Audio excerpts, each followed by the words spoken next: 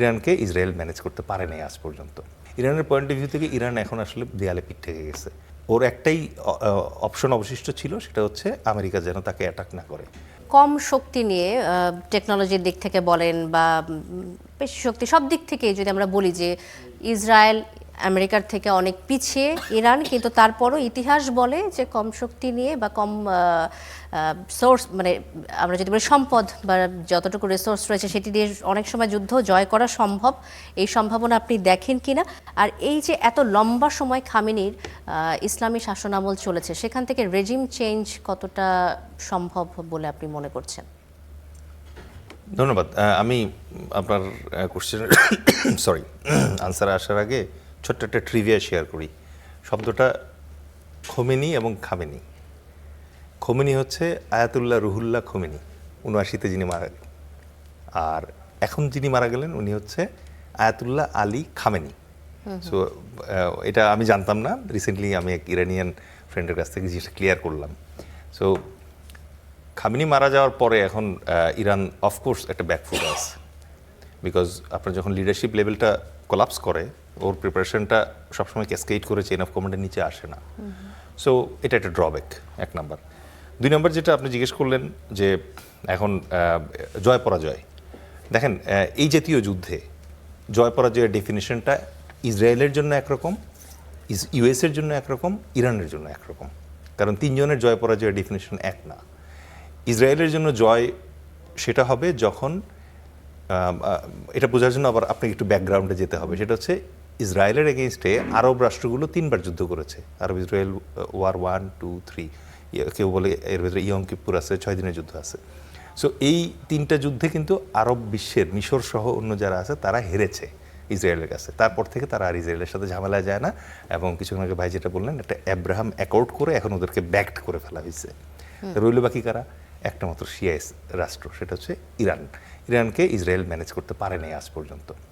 Iran আবার কি করেছে, সরাসরি যেহেতু ইসরায়েলের সাথে বর্ডার নাই, সে করে কি, লেবাননের হেজবুল্লাহ, ইয়েমেনের হুতিস, এখানে আছে হচ্ছে গাজার হামাস, ইরাকের হচ্ছে ছোটো ছোটো মিলিশিয়া গ্রুপ আছে, আর সিরিয়ান কিছু ছোটো ছোটো গ্রুপ আছে। এদেরকে সে ট্রেনিং দেয়, টাকা পয়সা দেয়, অস্ত্রপাতি দেয়, দিয়ে এদেরকে কন্টিনিউয়াস ইসরায়েলের এগেনস্টে লাগিয়ে রাখতেছে। তো এই কারণে যেটা হয়েছে, এই টেকনিকটাতে ইসরায়েল ওর সাথে পারছে না পারার কারণে কি হয়েছে, যে সে চাচ্ছে ইরাক দুর্বল হোক। তাহলে ইসরায়েলের ভিক্টরি কোনটা, যদি ইরান দুর্বল হয়ে যায় অথবা ইরান পরাস্ত হয়। ইউএসের জন্য মানে ভিক্টরি পয়েন্ট কোনটা, সেটা হচ্ছে রেজিম চেঞ্জ, যেটা এখানে পাওয়া গেছে। কারণ that serves the purpose of Israel. শেষ এখানে। কারণ ইরানিয়ান যে তেল আছে, ওই তেলটা এই মুহূর্তে তার জন্য অতটা অপরিহার্য না। আপনি যদি ট্রুলি মানে জিওপলিটিক্যাল জিনিসটা বুঝে থাকেন, সরি আমি বারবার ট্যাকটিক্যাল, অপারেশনাল, তারপরে হচ্ছে স্ট্র্যাটেজিক অ্যান্ড জিও, মানে গ্র্যান্ড স্ট্র্যাটেজিক, এই 4টা লেভেলে মুভ করতেছে। আপনার কি মনে হচ্ছে যে আসলে এই মুহূর্তে তাহলে আমেরিকা কি চাচ্ছে? আমেরিকার চাওয়া এটাই ছিল, রেজিম চেঞ্জ। রেজিম চেঞ্জের মধ্যে দিয়ে তারা আসলে কি উদ্ধারের চেষ্টা করছে? ইরান থেকে কি আর কোনো পারপাস সার্ভ করার চেষ্টা করছে? তাদের মেইন পারপাস রাইট নাও যেটা, সেটা হচ্ছে ইসরায়েলের পারপাসটা সার্ভ করা। এটা তারা বলছেও বিভিন্ন জায়গায়। বাট আপনি যদি আমেরিকান ট্রু ইন্টেনশনটা বোঝার চেষ্টা করেন, তাহলে আপনাকে স্ট্র্যাটেজিক লেভেল থেকে আরেকটু উপরে উঠতে হবে, গ্র্যান্ড স্ট্র্যাটেজিক লেভেলে যাওয়া লাগবে। আপনি অবশ্যই জানেন যে আমেরিকার কিন্তু তেলের কমতি নাই। ভেনেজুয়েলার তেলও সে পেয়ে গেছে। ভেনেজুয়েলার রিজার্ভ হচ্ছে 300 ট্রিলিয়ন। সো এই মুহূর্তে তার তেলের হাঙ্গার নাই। তাহলে কিসের জন্য সে ওয়েট করছে? সে বেসিক্যালি এই মুহূর্তে রেয়ার আর্থ ম্যাটেরিয়ালের শর্টেজ আছে, যেটা চীনের বেশি আছে। সো তাকে যে কোনোভাবে হোক চীনকে আর একটু উইকার রাখতে হবে before he gets another source of rare earth material. তো ওটা বাদ দিলাম। Now coming back to the point you asked, যে ইরানের জন্য আসলে বল গেমটা কি হতে যাচ্ছে। না, আপনি অন্য কিছু যোগ করতে চাইলে সেটা করতে পারেন, আলোচনার মধ্যে চলে আসতে পারে নিশ্চয়ই। অফকোর্স। তো ওই জন্য আমি এটা ক্যাসকেড করে এবার ইরানের পয়েন্ট অফ ভিউ থেকে আসি। ইরানের পয়েন্ট অফ ভিউ থেকে ভিক্টরিটা কীরকম দেখাবে, বিজয়টা কেমন দেখাবে? ইরানের পয়েন্ট অফ ভিউ থেকে ইরান এখন আসলে দেয়ালে পিঠ থেকে গেছে।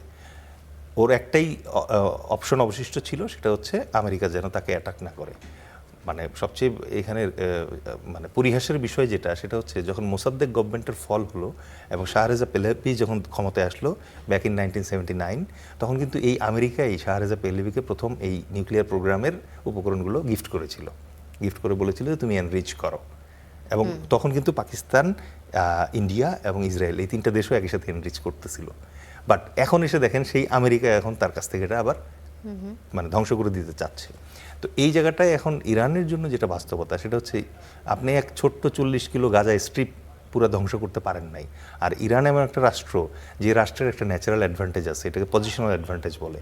এই রাষ্ট্রটাকে অ্যাটাক করে দখল করা খুব কঠিন। এরকম অ্যাডভান্টেজ পৃথিবীর আর কয়েকটা দেশের আছে, একটা হচ্ছে সুইজারল্যান্ড, একটা হচ্ছে আফগানিস্তান, আর একটা হচ্ছে বাংলাদেশ। বাংলাদেশে বর্ষাকালে পৃথিবীর কোনো আর্মি এসে পরাস্ত করতে পারে নাই আজ পর্যন্ত, ভবিষ্যতেও পারবে না।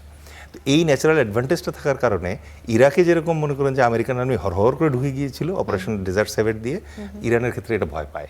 এবং ইরানের ক্ষেত্রে এই ভয় পাওয়ার কারণে অনেকে বলে যে ইরানে আক্রমণ করার আগ মুহূর্তে 48 ঘন্টা আগে আমেরিকাই প্ল্যান করে আফগানিস্তান এবং পাকিস্তানের ভিতরে যুদ্ধ লাগিয়েছে, কারণ that is the only way যেটা দিয়ে ইরানে ইনভেশন চালানো যায়।